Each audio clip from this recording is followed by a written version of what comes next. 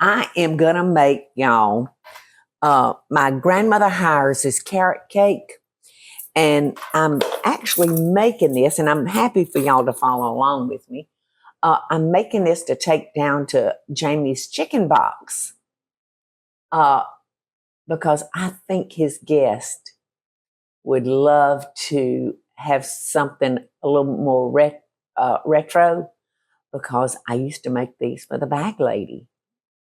So I'm going to take this cake down there and slice it up, and Jamie can have it to offer it to his customers. So that's what I'm doing. And, you know, the thing I like about my grandma Hiers' carrot cake, you really don't have to even use a mixer. You know, you can do it all by hand. But for speed, I do pull out my mixer most of the time. I didn't the last time I made it, but I did this time. And so I want to talk a little bit about the carrots. Now, I buy like the shredded carrots from the grocery store. But, you know, in some of them, they'll be that long. And when you go to cut the cake, it makes it a little harder for those strings. So I put this in the food processor and pulsed it a few times. And so broke it into smaller pieces. See, it broke it into smaller pieces. So now it will be easier to cut in the cake. Because when you start getting those strings, it just makes it a little bit harder. Now, the only thing I do different from my grandmother Hiers, I add raisins because I love the sweetness of the raisins. And so I'm fixing to get started. Let's see, I got to gather up 4 eggs. I've got my 3 cups of grated flour. I need some chopped nuts. And sometimes I'll use walnuts. Sometimes I'll use pecans. So really the nut of choice. And some people don't even like nuts. So if that's the case, don't put nuts in it. Yeah, I chose pecans because I got so many of them. And I'm going to put about I think Grandma said 1.5 cups of nuts. But remember, I add raisins too. So that's gonna bulk it up.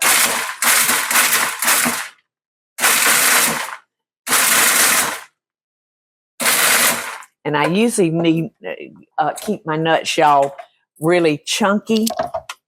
But because I'm going to be trying to cut this for customers, and I want to make sure every one of them are the same size.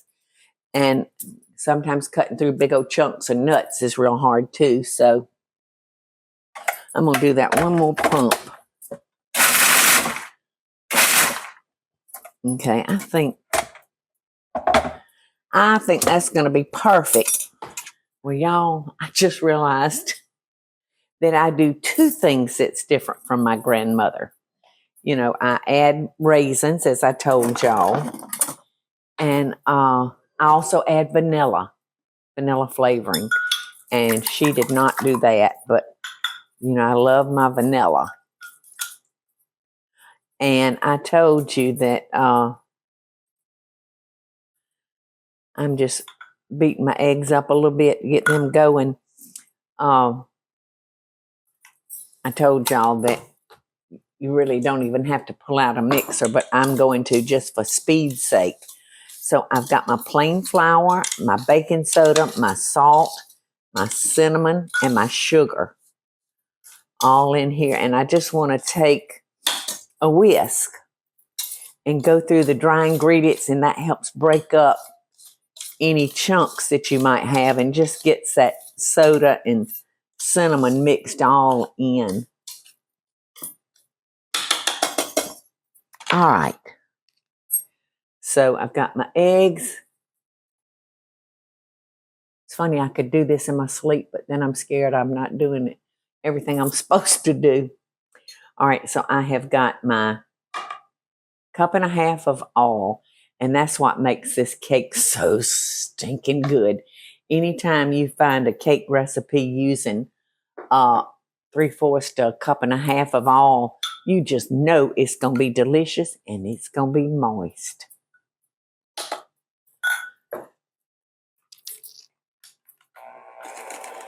And now I'm going to add my vanilla. And this is, oh my gosh, just smells like heaven, doesn't it? All right, I'm going to stir in my raisins and my carrots. Yeah, I'm going to need it to make Henry's birthday cake. Exactly. All right, so in go my carrots. And you know, another, it doesn't call for it in my grandmother's recipe, but there are carrot cake recipes out there that call for baby food. You know, carrots, the baby food carrot. And it's real good too. I've actually made one using baby food, and it's good. Now, the nuts are the last that I stir in. And sometimes I'll put nuts in the cream cheese icing, but that can hinder your slices too. So I'm just going to put the nuts inside the cake and maybe not on the outside. Now, the suppliers are making this real easy for us. They are coming out with all these liners. All right, now I don't know what size. They're different sizes. This one's a little bigger than a 9-inch for a 9-inch pan. So I'm going to use that larger one in this one and see how it does. And then this size is looks like it's more for an 8-inch, but I'm still going to take precautions and spray it because I want to make sure I get those edges good. All right, so I'm kind of fanatical about my layers being even. I like to make them perfectly even. So the only way I can make them perfectly even is by measuring out the batter. Okay, so I'll show y'all the way I do it. These measuring cups are just the best. And these measuring cups are designed for dry ingredients. These measuring cups are designed for liquids. So, what I do is I come in and get me a cup. This is a 1-cup measure. And we start the party. In the oven, they go probably 20 or 25 minutes. And then I'll let them cool, and then I will be making my cream cheese icing. All right, now that my carrot cake is cooked, I'm going to have to wear gloves from this point out because this is going to be served commercially. So I have to, take precaution. Now, this one's not wanting to come out, but hopefully it was just those edges. Yes. Okie doke. Jamie's carrot cake is ready to serve at the chicken box. So if you come in today, you may be able to get a piece. There's only 2, 4, 6, 8 pieces to a whole cake.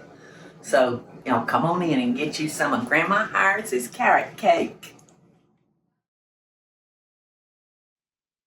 Hey y'all, it's Paula Deen. Now, if you enjoyed this video, be sure to like it and click the subscribe button as well as the notification bell to be alerted when I post a video. Love and best dishes, y'all.